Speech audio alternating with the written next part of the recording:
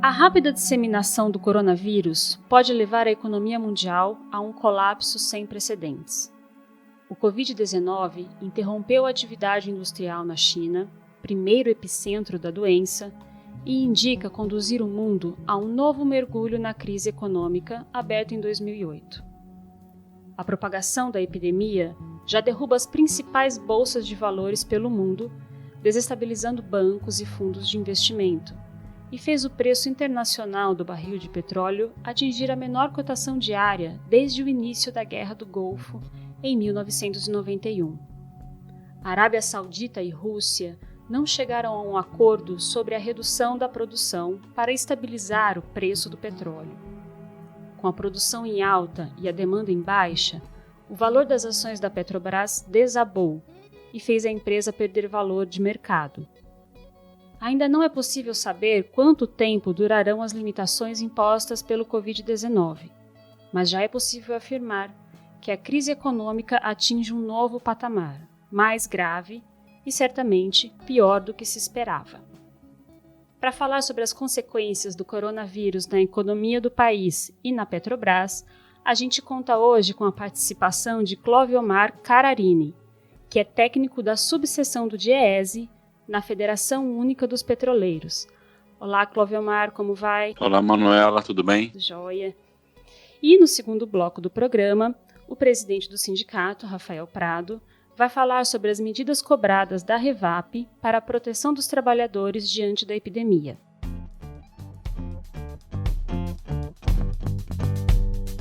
Cloviomar, para a maioria das pessoas é muito abstrata a ideia de que um vírus pode levar a economia mundial a um colapso. Você consegue explicar melhor para a gente como isso pode ocorrer? Então, Manuela, o que vem acontecendo nesse momento com a economia mundial, assim, como você no início falou, ainda é muito cedo para a gente avaliar os efeitos, até mesmo os sintomas, né, dessa crise, mas algumas questões já ficam mais latentes para a gente quando a gente olha o que está acontecendo em relação ao coronavírus e também a questão do petróleo, do preço do barril de petróleo e os efeitos nas economias mundiais, né. Eu chamaria a atenção que eu acho que a gente vem olhando no DIEESE tanto o coronavírus quanto o preço do barril do petróleo, a queda que ele apresentou, a gente vem olhando isso como um movimento mais amplo e que tanto o corona quanto o preço do barril, eu diria que são sintomas da forma que o sistema econômico vem funcionando de forma ruim em algum período, né? Na verdade, a gente sempre fala que isso são crises do capitalismo, que é um sistema que vive de crises e que em alguns momentos elas ficam mais latentes do que outros. Agora a gente está vivendo um momento muito latente de mudanças e de crise no capitalismo. E aí, nesse sentido, o coronavírus ele é um sintoma, né, dessa grande crise. O que chama a atenção para a gente? Primeiro, de certa maneira, uma decisão tomada há algum período já no capitalismo de concentrar a produção industrial do mundo num país, apenas em um país. Né? Quando o mundo toma a decisão de reduzir a sua produção industrial e joga toda a produção para a China, nesse momento a gente percebe que essa concentração em apenas um país traz efeitos muito ruins quando aquele país é atacado por uma intempérie, né? No caso agora, o coronavírus ataca diretamente a China e a produção da China para e o mundo para por conta dessa produção. O segundo ponto que é muito fundamental a gente olhar é como os estados, como os países que adotaram políticas econômicas de redução do papel do Estado, agora sofrem mais para tentar minimizar os efeitos dessas duas crises, né? Tanto a crise do coronavírus quanto do preço do barril do petróleo. Os países que foram privatizando as suas empresas estatais foram perdendo ferramentas, né? Perdendo instrumentos que pudessem atuar na economia. Até mesmo Itália, Estados Unidos e agora o Brasil com uma certa dificuldade de achar mecanismos para poder barrar a entrada e os efeitos ruins tanto do coronavírus quanto do preço do petróleo. O efeito não é só a redução, por exemplo, de investimento em saúde, né, nos hospitais e tal. Vai para além disso. Quando o governo abre mão das suas empresas estatais e deixa o mercado atuar livremente, a gente percebe que não há, nesse sentido, nenhuma ferramenta que possa minimizar os efeitos da crise. Eu chamaria a atenção para esses dois elementos. E um terceiro elemento que é fundamental a gente olhar também no capitalismo, e aí o coronavírus e o preço barril colocam mais latente para a gente os problemas que a gente vinha trazendo, é esse processo de financiarização que o mundo capitalista foi adotando recentemente. A economia mundial está muito financiarizada, né? Em 2008, a crise ali foi diretamente nesse setor, no setor financeiro, acabou esbarrando no setor produtivo, mas não foi um ataque direto ao setor produtivo. Dessa vez, não. Dessa vez, a crise ataca diretamente o setor produtivo e, por tabela, quem sente primeiro é o setor financeiro, os mercados financeiros. Então, não é à toa que os mercados financeiros vêm apresentando uma instabilidade altíssima. Isso também é uma característica desse modelo que está financiarizado, e isso traz uma série de efeitos para a economia real, né? No primeiro momento, como eu falei, fica apenas nos mercados, mas depois isso vai se espalhando para o restante da economia produtiva no mundo. Então, eu chamaria a atenção não do coronavírus, mas, como eu falei, como um efeito, né, de três grandes problemas que a gente vem vivendo hoje nesse mundo capitalista, né? Uma concentração de produção em apenas uma região ou um país, concentração de um modelo financiarizado e uma redução do papel do Estado na economia, né? Sobre essa questão do papel do Estado na economia, eu até queria me aprofundar com você daqui a pouco. Antes eu queria falar sobre a Petrobras. Até agora a Petrobras vem sendo afetada de forma bastante negativa.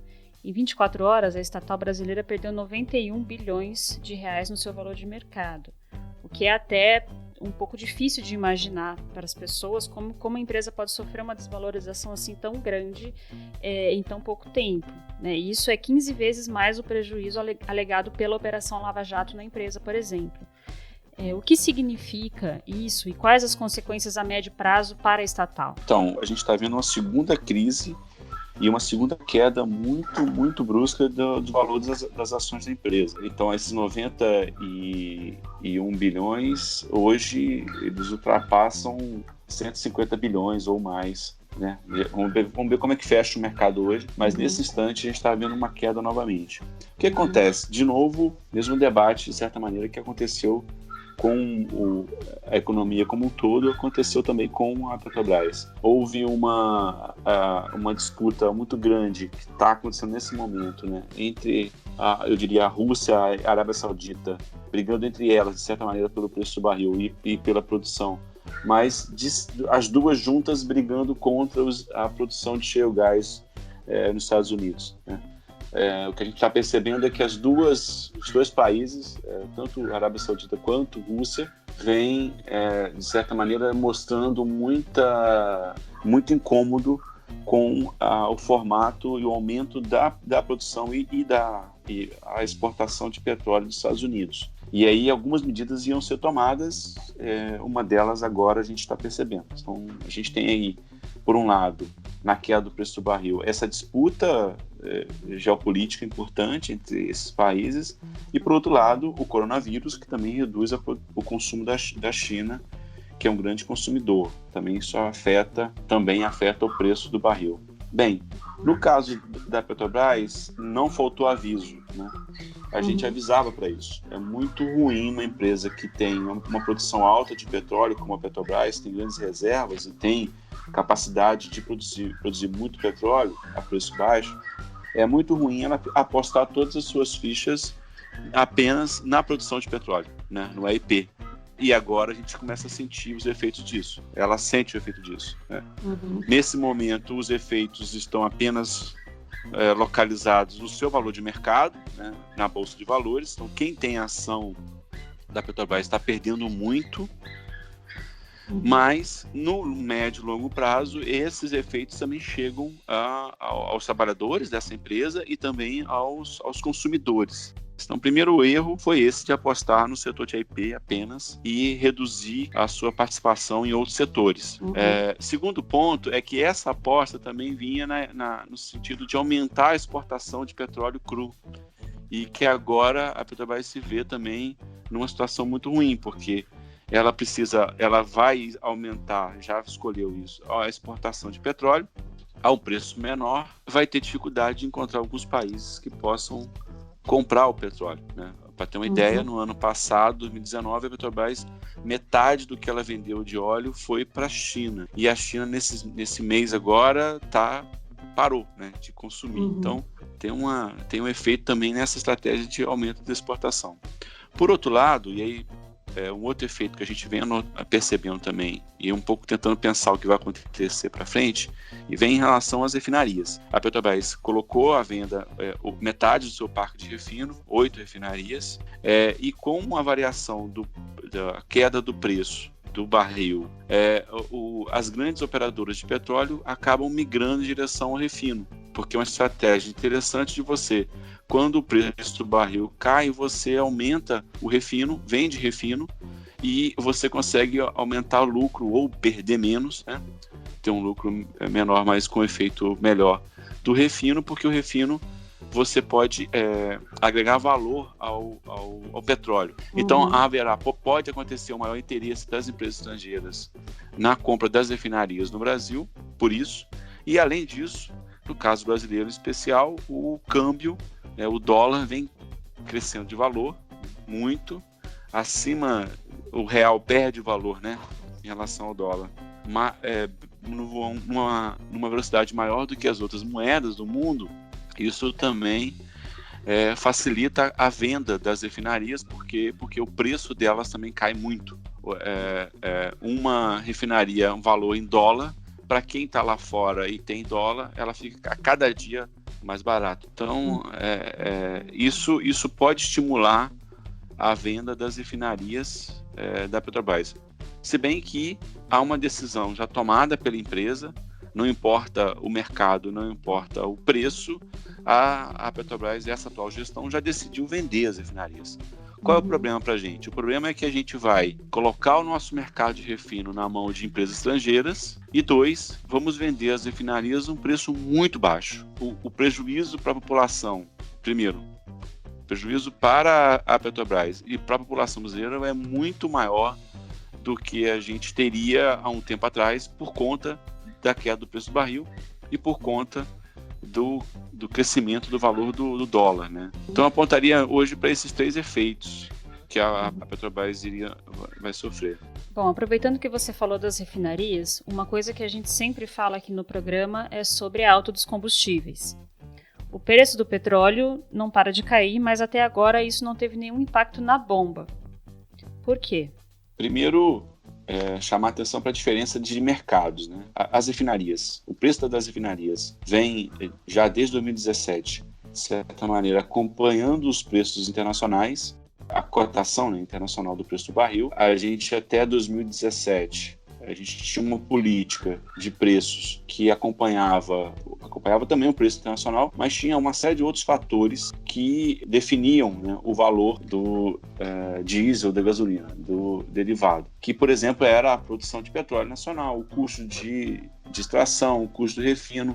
A Petrobras, até 2017, olhava para vários fatores para definir o preço nas suas refinarias. A partir de julho de 17, gestão Pedro Parente, já no governo Temer, a decisão foi: não esquece isso e vamos fazer a paridade internacional do preço. Se o preço se o preço subir, sobe. Se o preço cair, cai aqui nas refinarias. Bem, isso explodiu na greve dos caminhoneiros em 2018 por conta do crescimento do preço do barril nos Estados Unidos, e aí a Petrobras acaba aumentando muito o preço do diesel, e aí surgiu a greve dos caminhoneiros, veio a greve dos caminhoneiros, junto também com a greve dos petroleiros, e isso derrubou, né, de certa maneira, Pedro Parente. Daí em diante, agora com o governo Bolsonaro, a decisão é quase, no caso das refinarias, é um pouco retorno àquela política lá anteriormente.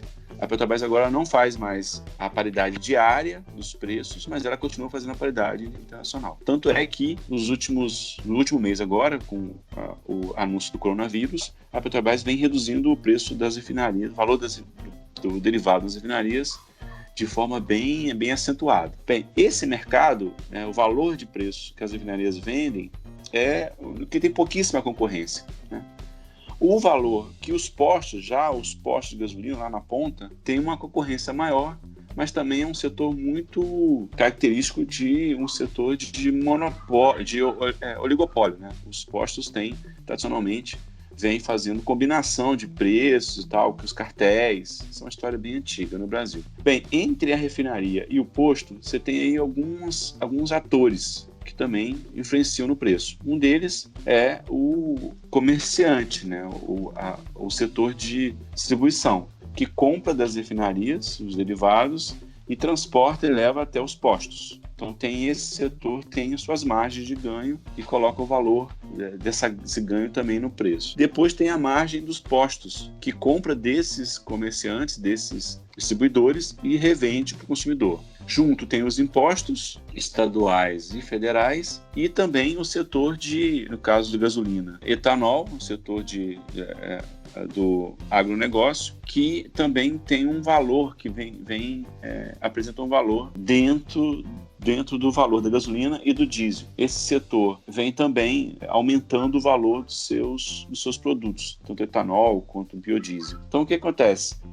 Por mais que você reduza o preço das refinarias de uma maneira muito, muito forte, essa redução não chega nos postos porque esses atores, tanto os governos com os impostos, tanto a distribuição quanto o dono do posto e o setor do agronegócio, acabam não repassando essa redução dos preços automaticamente. O contrário é verdadeiro. Quando o preço sobe na refinaria, automaticamente sobe para esses setores, sobe no posto. Essa política de paridade dos preços e a política de reajuste diário dos preços, ela é muito ruim para o consumidor, porque quando o preço cai na refinaria, ele não cai automaticamente nos postos. Né? E quanto mais desintegrada a Petrobras maior é o risco disso continuar acontecendo e se aprofundar cada vez mais, né? Perfeito. Agora, com a atuação do governo, como você vê a atuação do governo até agora para destravar mecanismos que possam minimizar a crise? Até agora, por exemplo, o ministro Paulo Guedes só fez pressão por mais reformas, reforma administrativa, medidas que aparentemente, pelo menos pelo que eu vejo, não teriam nenhum impacto nesse sentido. Isso. O que acontece? Como eu falei lá no início, né? Essa é uma crise, não é uma crise simples. Na história do capitalismo, a gente está vivendo aí uma das grandes crises, né? Um dos momentos mais importantes, talvez, pegando aqui a crise de 29, a crise do preço de barril ali nos anos 70, até mesmo 2008. Essa hoje, talvez, está aqui entre as 5 maiores crises do capitalismo no mundo, sem dúvida nenhuma. E para lidar com essa crise, como eu falei lá no início, países que têm uma presença do Estado maior, que tem o Estado atuando na economia e não deixando o mercado atuar livremente, esses países que têm essas condições, a China é um exemplo, acabam saindo da crise mais rápido. Por quê? Porque utilizam essas ferramentas, né, do Estado para poder minimizar os efeitos. Países como o Brasil, e aí a atual gestão, e aí Paulo Guedes como figura central desse projeto, vem de forma diferente, né? Então, muito ruim essa postura de minimizar os efeitos do coronavírus. Essa postura traz ainda mais um ambiente maior de instabilidade, porque os setores que estão investindo no Brasil se recuam, né,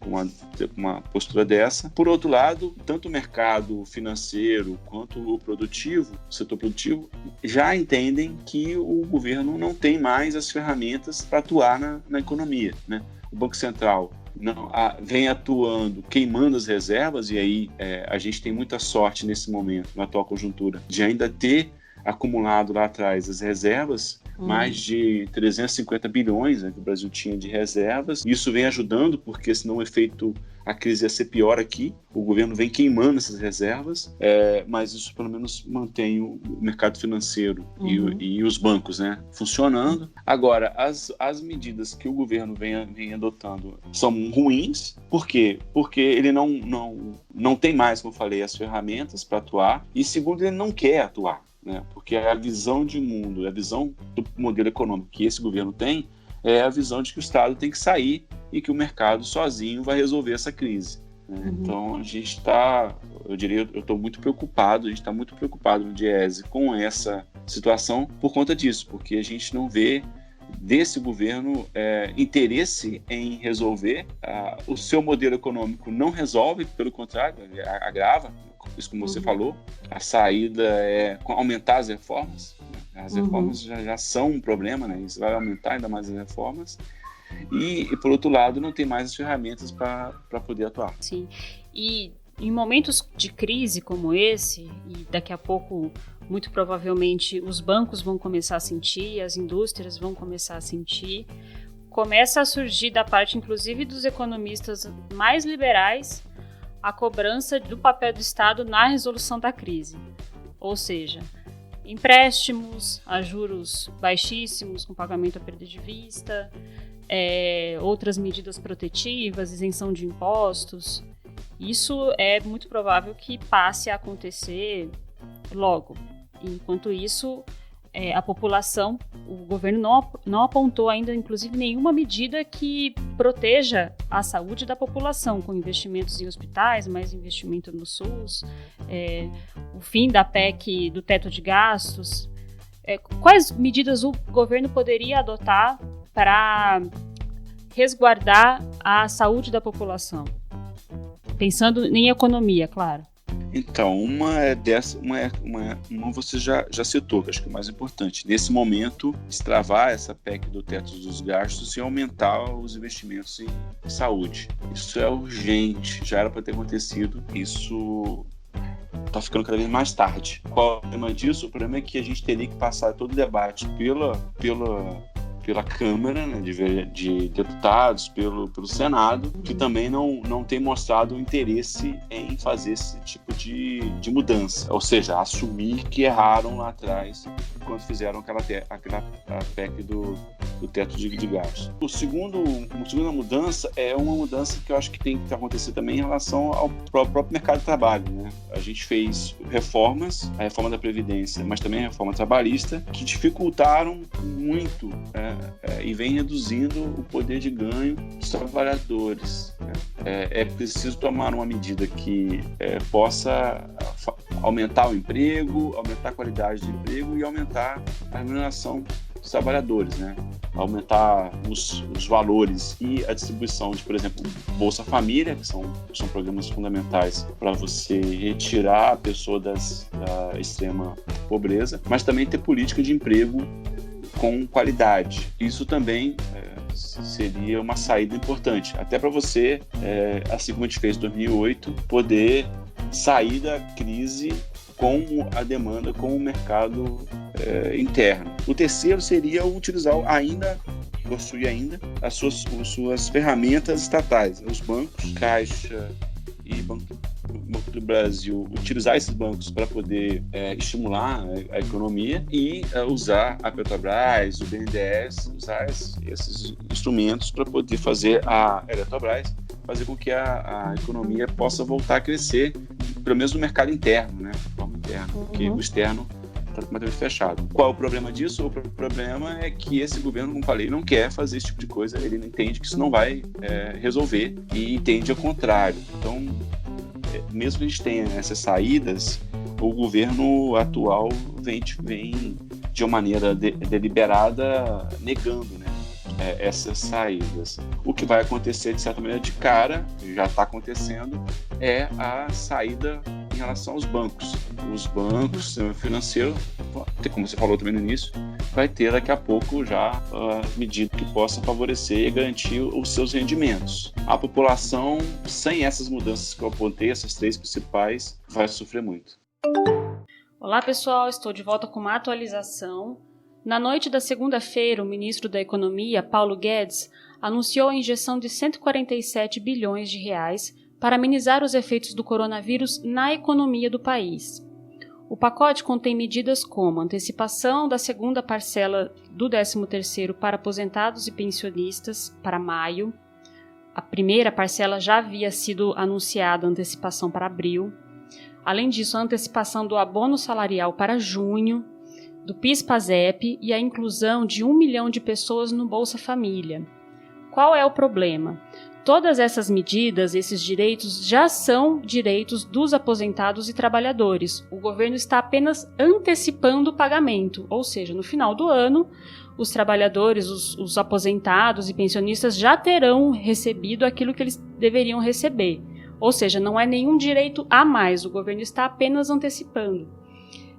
Além disso, a inclusão de 1 milhão de pessoas no Bolsa Família faz parte da fila que o próprio governo gerou nesse último período. Então também não é a ampliação do Bolsa Família, é só a fila que já foi acumulada nesse período do governo Bolsonaro.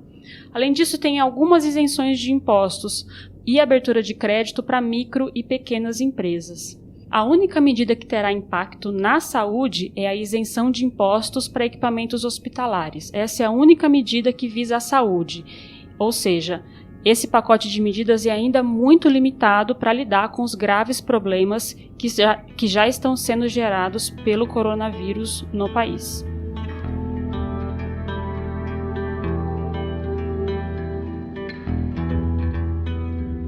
Muito bem, chegamos ao segundo bloco do programa e estamos aqui com o presidente do sindicato, Rafael Prado, para falar sobre as exigências que o sindicato apresentou à Revap para defender a saúde dos trabalhadores. Fala, Rafael. Olá, Manu. Olá, ouvintes do Petrocast. É isso, hoje enviamos um ofício exigindo a paralisação das atividades da refinaria. Achamos importantíssimas as medidas já anunciadas, porém é preciso que primeiro elas sejam efetivadas para todos os petroleiros e petroleiras, do regime administrativo, do turno ininterrupto de revezamento e os terceirizados. Porém, além disso, elas precisam ser ampliadas e para que isso aconteça, apenas com um plano de paralisação das atividades será possível fazer isso. Bom, você falou então, a empresa já está adotando medidas para os trabalhadores do HA. Então, a exigência do sindicato é de estender aos trabalhadores do turno. Neste caso, existe risco de desabastecimento que possa prejudicar a população? A paralisação das atividades da refinaria não coloca em risco o abastecimento da população, primeiro porque temos estoque, e segundo, que a demanda por derivados de petróleo, nesse momento em que o Brasil se prepara para enfrentar o coronavírus, irá cair. Então, é necessário que a empresa entenda isso e apresente imediatamente um plano de paralisação das atividades da refinaria para que possamos diminuir o fluxo de pessoas e também aumentar o isolamento dentro do contexto geral de combate ao vírus. Outra atualização, pessoal. Na segunda-feira à noite, a Petrobras estendeu o teletrabalho aos trabalhadores do grupo de risco do turno e terceirizados, a partir dessa terça-feira, como medida de contenção do coronavírus. A medida é um avanço e precisa ser aplicada na Revap. No entanto, não elimina a exposição dos demais trabalhadores ao risco. Por isso, o Sindipetro continua pedindo a suspensão total das atividades na Revap por no mínimo 15 dias, sem impacto nos salários e benefícios. Eu sou Manuela Moraes, jornalista do sindicato, e a edição é do Pedro Henrique Curcio. Até mais!